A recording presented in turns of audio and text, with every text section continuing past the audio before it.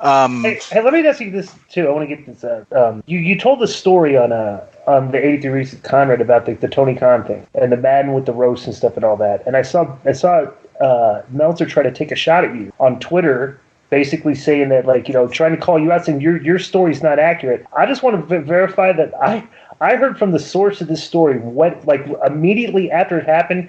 Your version of the story is correct. Okay, no, so it's funny. So that's the thing. Like, we're gonna call you get called lying. When I see you getting called out for lying, I'm like, no. That he's got the right story here. Like, so somebody else owes the apology. So here's the difference, and I was going to respond to that. Maybe I will at some point tomorrow or the next day when I get a little more time. But here's when you have trolling time. Yeah, here's the difference between Meltzer and myself. Number one, I'm going to name my source. Meltzer never does. He just says, I have sources. He never names anybody. My source was Mark Madden. Mine too. Mark Madden is the one that told me what went down. And by the way, that's not secondhand or third hand or fourth hand, the way Dave relies on the information. That was firsthand. Yeah. Oh, and here's another difference, Dave. I was in the fucking room. Dave writes about stuff that's happening 1,500 miles. He's not even in the freaking room. And he takes a position that he knows exactly what's going on and puts it out there as news. I was in the freaking room. Mark Madden is the one that told me about the incident. I made it clear when I was talking, I think it was on After 83 Weeks on my YouTube channel.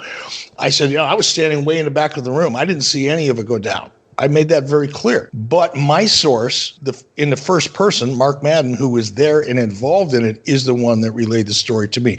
That's the difference between myself and Dave, is I'll name my sources, and generally I don't talk about things unless I was in the room. Yeah. Right, and that's the difference between, all these so-called now wrestling experts who I see them sometimes fighting with wrestlers. I'm like, hey, motherfucker, you've never even been in the business. You're not backstage. You don't know. You know what I'm saying? Like, I mean, that's almost like me. I'm a humongous University of Miami football fan, like humongous. I wouldn't go over there and try to tell the coach how to do his job because he's there. He knows the players that come on time, who has an attitude issue, who's injured, who works with, you know what I'm saying? He's there. He's hands-on, not me.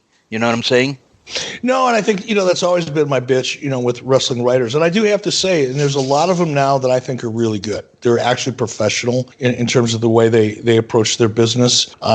Ryan Satin, I think, does a great job. He's tried to source. He's reached out to me to confirm or deny stories.